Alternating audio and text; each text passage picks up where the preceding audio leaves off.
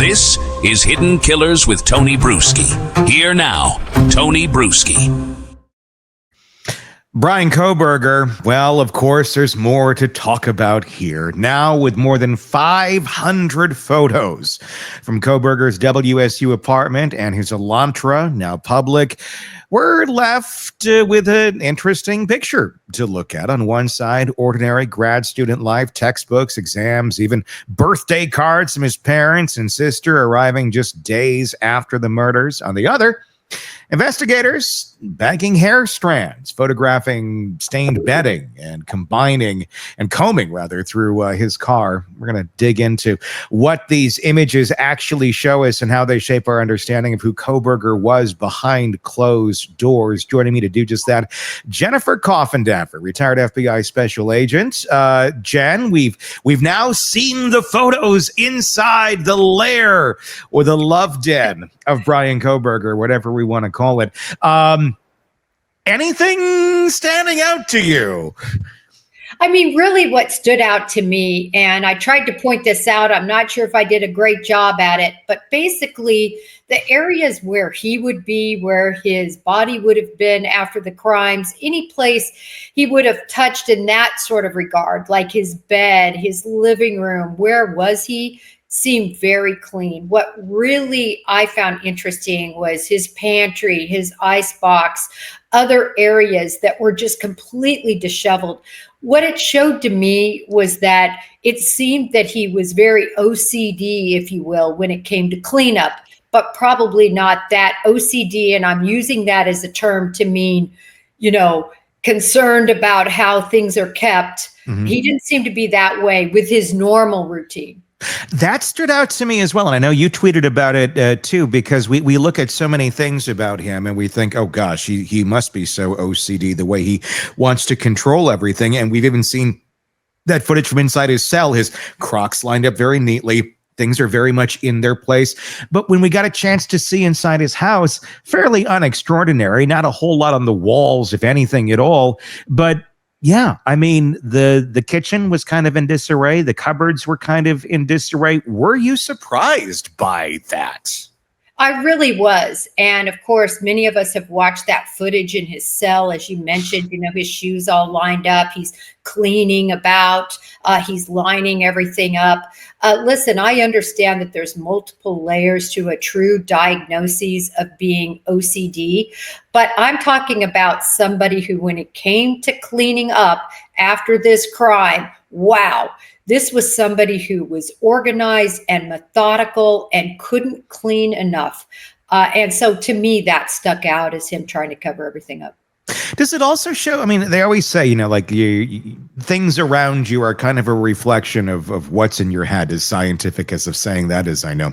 But it is, I think, somewhat true. If things are kind of in disarray around you, oftentimes it does kind of reflect what may be going on with one personally. Do you think that the disarray in this area that was just the closest to Bryan Kohberger, nobody else is interacting with his, can of Pringles and chips and things that are sitting around the house other than him, but all those things that were just meant for him, just only for him to see, only for him to be concerned with, bothered by, consumed, whatever.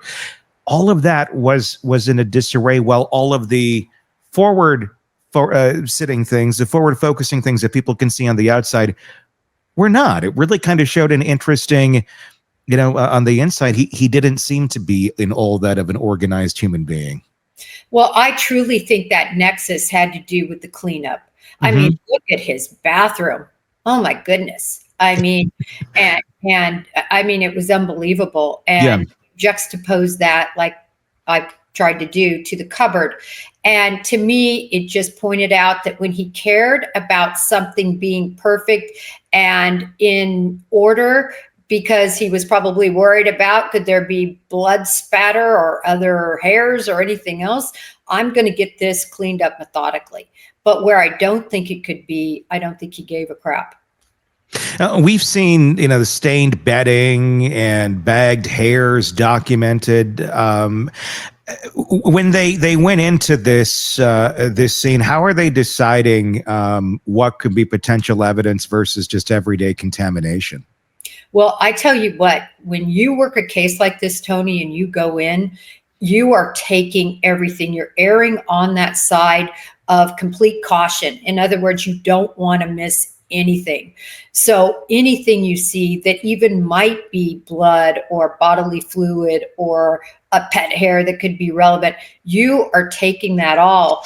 And, we've seen crime scenes where they haven't done that, and that's never good. The Elantra, we know, was photographed, and it had some white powdery residue on it from processing. We also heard from investigators that the car was basically disassembled, and obviously, yes, they did some more disassembling when they went through to try and get anything out of it. What does that tell you about someone, and how often is it that a perpetrator is able to literally disassemble the car to such a level that they're not able to really get much of anything out of the vehicle, which, I mean, as far as we know, there really wasn't much found within the confines of that vehicle in terms of any sort of DNA or anything, really. Well, there were so many of us, Tony, that said, listen, and this was based on our experience, right? You can cover up a lot, but you can't cover up typically blood that would spatter down between that seat or on that gear shift or on those pedals if it was on your feet. You can't cover up everything. Well, you know what?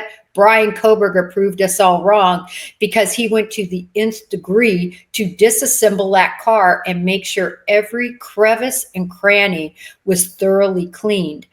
And as far as that, kind of that spray of where they processed, I think, I was trying to make the point, fingerprints, DNA, or was he really looking for were they also looking for bleach and cleaning solvents? That's what really I believe they were looking for more than anything, is to show cleanup products being used as opposed to fingerprints or anything like that. I mean, I've dusted for fingerprints before. It typically isn't that hot mess you see there. I think it is for other things they were looking for as well. And what do we know about that yet? Do we have any of that data in terms of what they did find, what they didn't find in terms of cleaning supplies and such?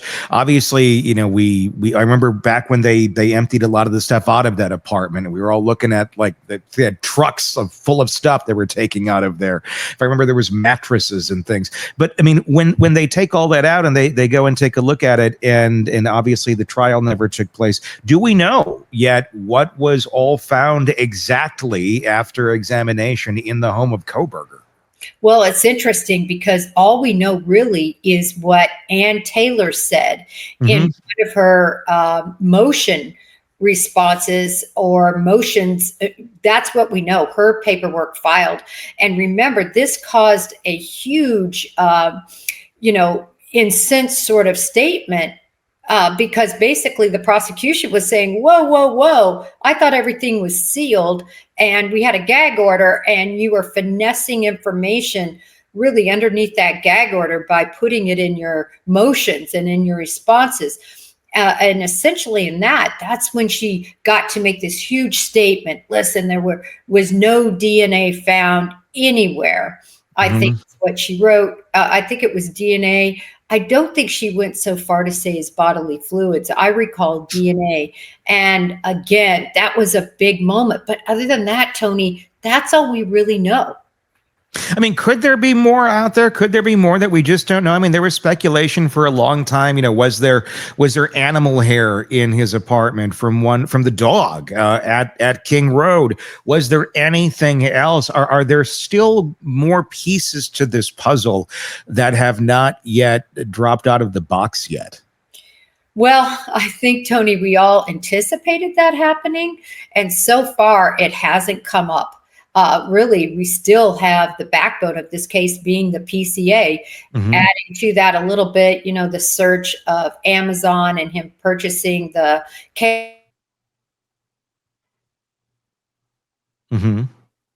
was truly spelled out in that PCA. And I think there's been very little to really bolster their case beyond that. But we haven't seen the lab results. We have not seen anything from the FBI yet. So there's so much we haven't seen.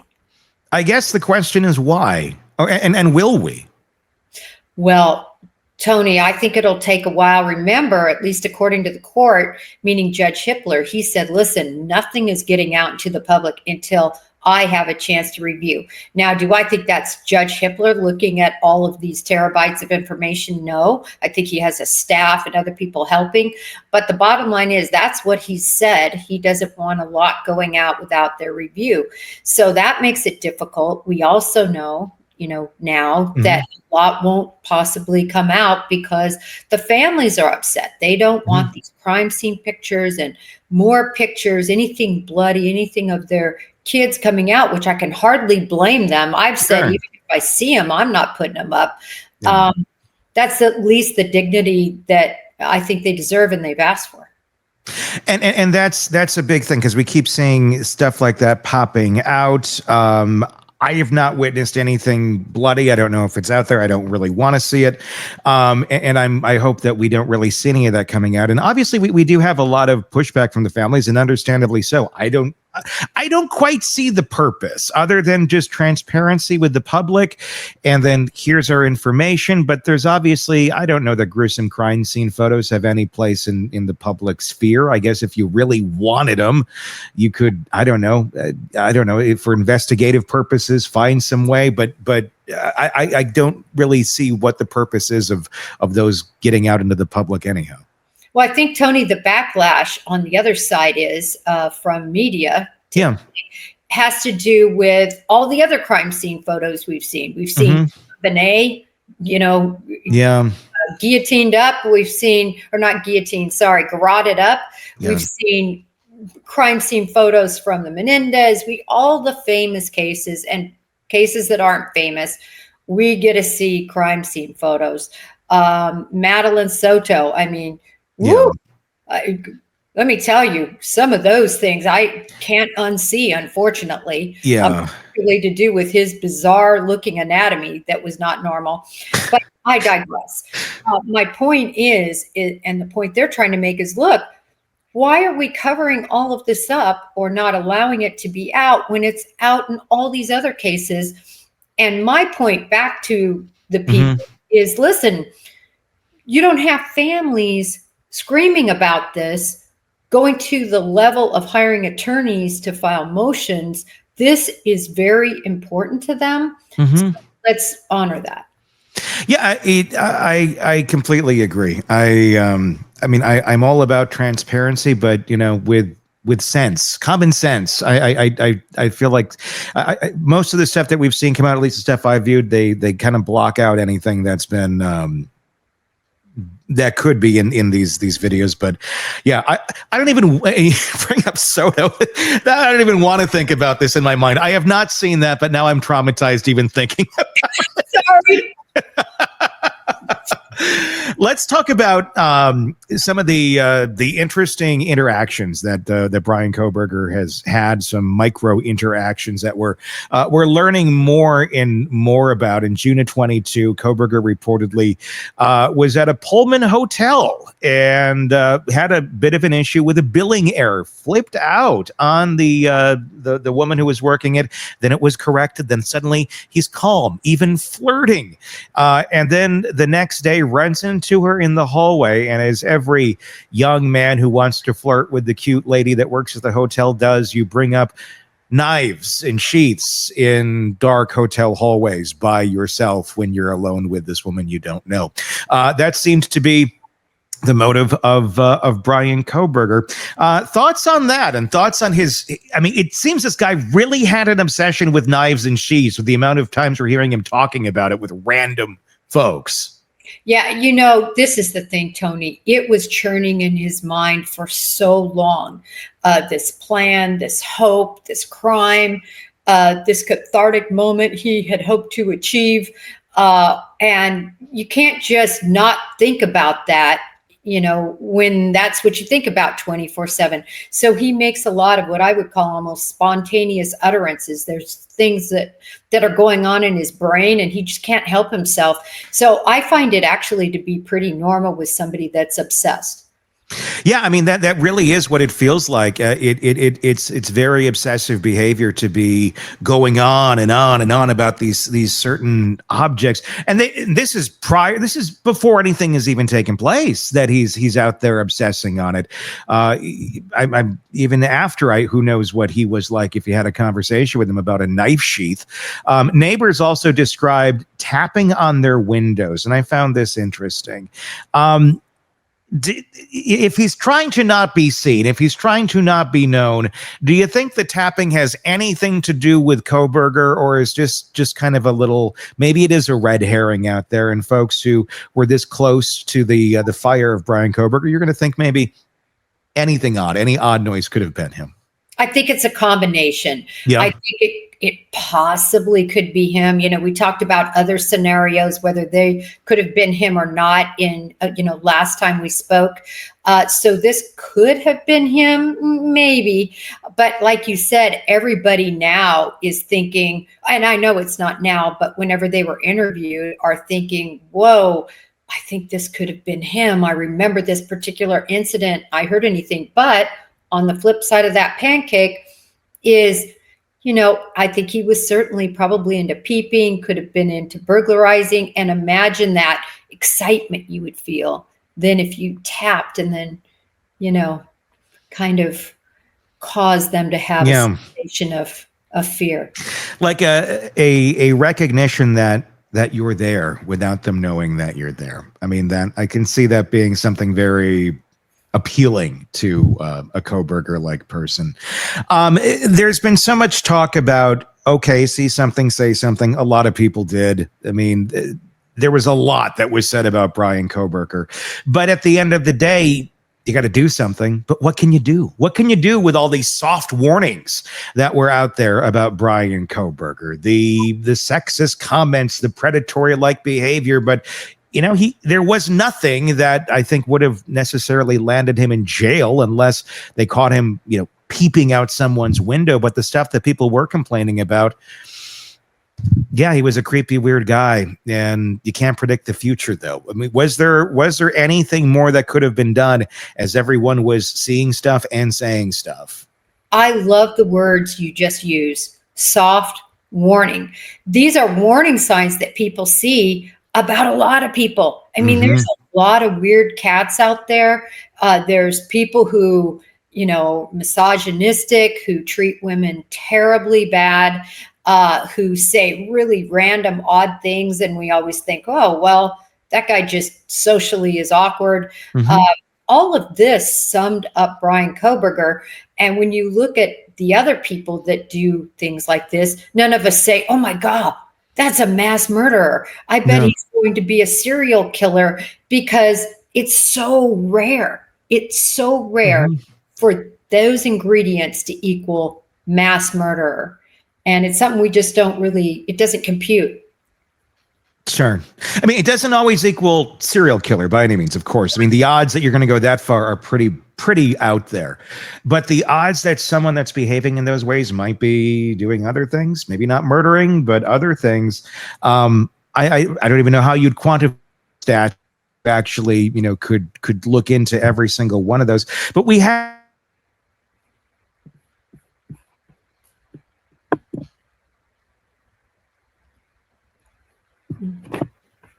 There we go. I think we popped out and came back for a second. So many things that we would say might be soft warnings.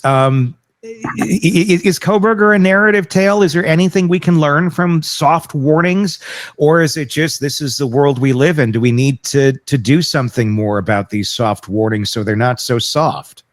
Well, he has such soft warnings, right? Yeah. When you look at, as an example, the murderer that just got done with the Annunciation shooting, and he had hard warnings, right? He had guns, bulletproof vests. He, before the attacks was, writing horrible things and putting it on YouTube and talking in Russian. So when you compared those, which I call those hard warnings, Kohberger's weren't really. And I could see why people just overlook this behavior. But I will say, with the long running of the soft warnings Mm-hmm. that his family certainly were aware of. Like you said, it's not something that you say, okay, these weird behaviors equal they're going to be a serial killer. Yeah. But wow, maybe we should be looking out for getting this guy some help. Doesn't it? It makes you question a lot of people. It makes you go, oh yeah, that's a soft warning over there. That's one over here. There's soft warnings everywhere. And then it starts, it can be a spiral where you just never leave your home anymore. But yeah, exactly. Well, fascinating. And as we continue to learn more and more about Bryan Kohberger, I'm sure there'll be more in the coming weeks. Let us know your thoughts in the comment section on YouTube. If that's where you're watching us, press subscribe so you don't miss any of our commentary in this and the many cases that we cover. Want more on this case and others? Then press subscribe now and don't miss a moment of true crime coverage from Tony Brueski and the Hidden Killers podcast.